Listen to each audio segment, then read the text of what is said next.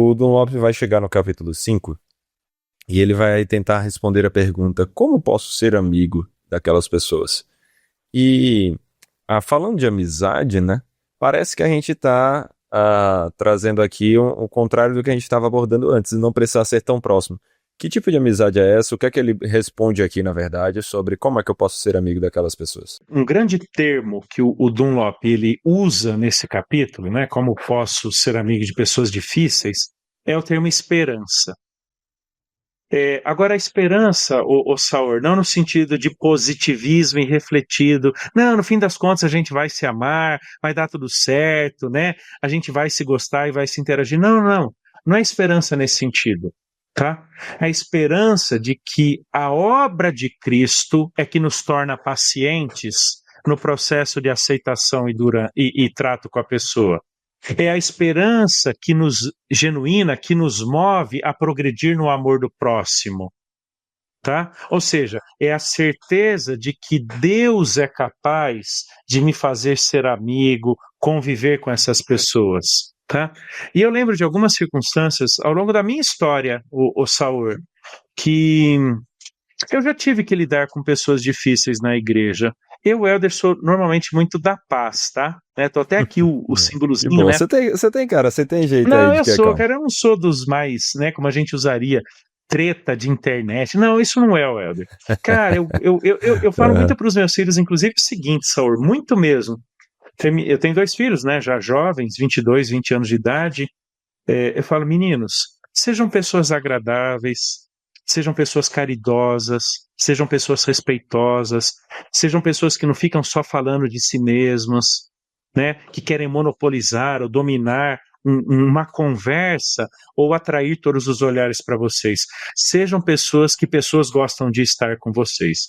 Então, eu creio muito nisso. Eu quero ser a pessoa mais agradável. Agora, agradável não no sentido de agradar pessoas, porque o Helder é um cara de muitas convicções e eu sou muito firme nelas. Então, ser agradável não é ser conivente, não é querer agradar pessoas, não, é naquilo que depender de você, seja uma pessoa legal, que é gostoso estar com, tem sempre algo a contribuir, é interessado e amoroso pelas pessoas, tá? Então, o Helder é assim, bem paz e amor mesmo, tá bem de boa. Mas o Helder também é difícil em algumas coisas, viu, Saur? Quando mexe em convicções bíblico-teológicas, quando mexe naquilo que eu entendo ser a perspectiva bíblica para a igreja, cara, não está em negociação, não.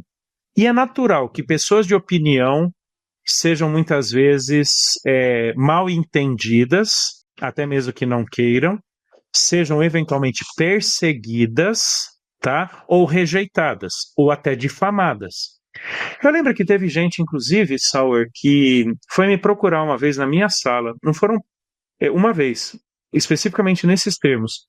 Queria vir te pedir perdão porque eu te boicoto de bastidor, eu te difamo de bastidor, mas eu queria te pedir perdão. Eu falei aquilo que eu tinha para falar para a pessoa, perdoei a pessoa e cada um seguiu a sua vida, né? A gente não trabalha mais juntos, mas eu tive que perdoar, tá bom? Por mais que a difamação dela, por mais que os boicotes delas de bastidor tenham me ocasionado muita coisa ruim. Mas eu não posso reter o perdão. Num dos capítulos, e a gente vai chegar lá, o Dunlop lida muito com o conceito de perdão, né? Mas Sim, assim, sim. é, Eu quero, essa eu quero chegar nesse capítulo aí, nesse tema aí depois. joia. Eu quero chegar nesse Então, tema aí porque depois. assim, Uma coisa que eu queria ver com você, desculpa aí te cortar. Uma coisa que eu queria ver com você é só frisar essa questão que você falou sobre convicção e sobre ser alguém agradável, né? A gente vive numa sociedade que acha que para você ser alguém agradável, você tem que ser tolerante com o erro.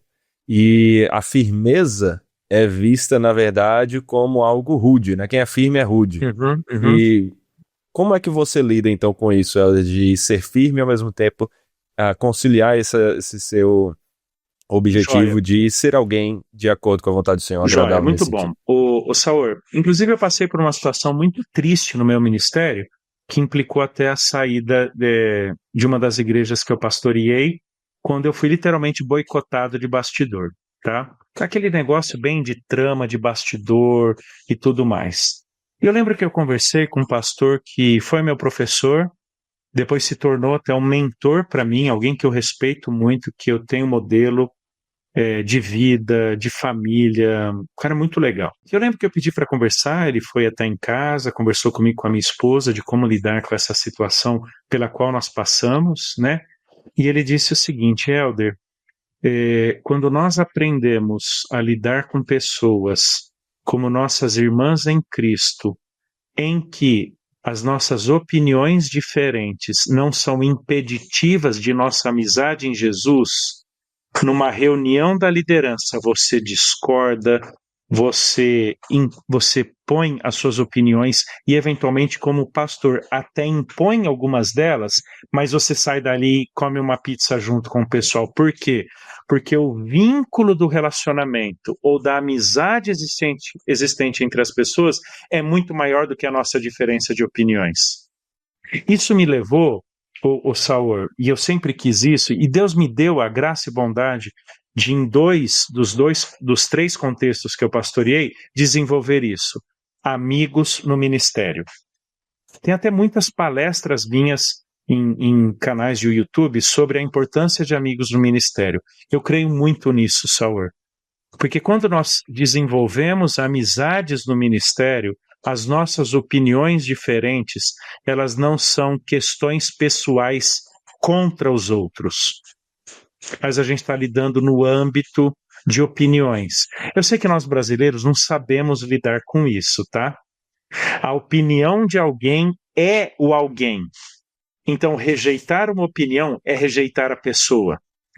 E aí eu devo muito até do entendimento a um dos meus professores, que foi inclusive reitor no seminário que hoje eu represento, né? O Carlos Oswaldo. Ele dizia: pessoal, preste atenção, eu estou rejeitando a ideia da pessoa, não a pessoa.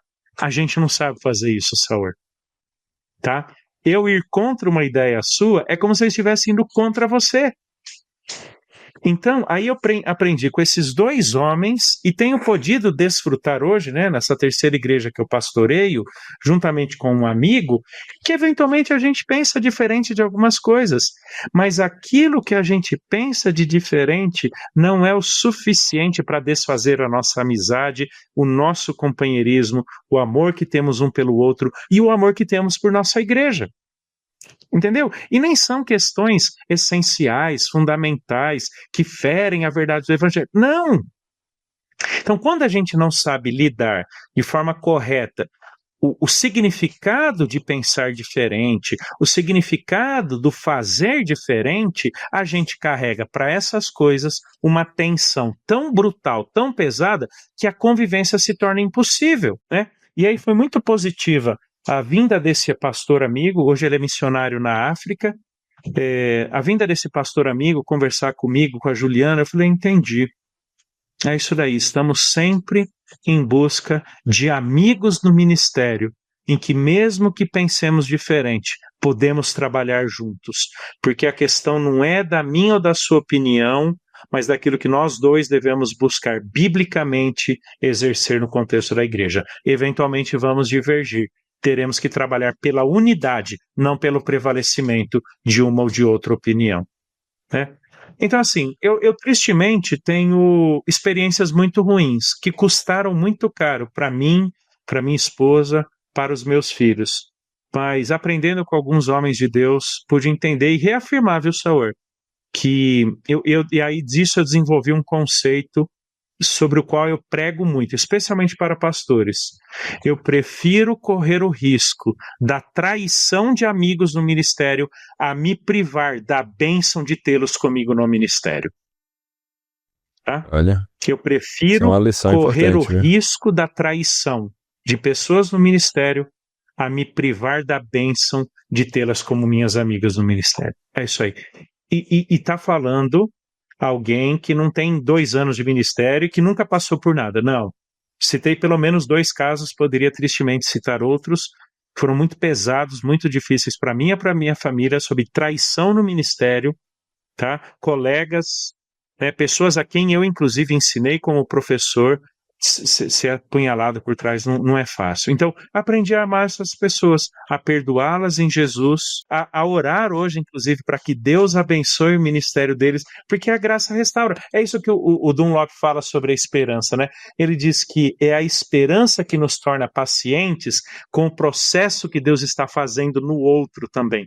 Deus não está atuando só na minha vida, Deus está atuando no outro. Então eu perdoo e sou paciente, porque do jeito que Deus está atuando em mim, Ele está atuando no outro. Então eu não amo porque ele é legal, eu não sou amigo porque eu gosto dele, mas porque o mesmo Deus que está atuando em mim está atuando no outro.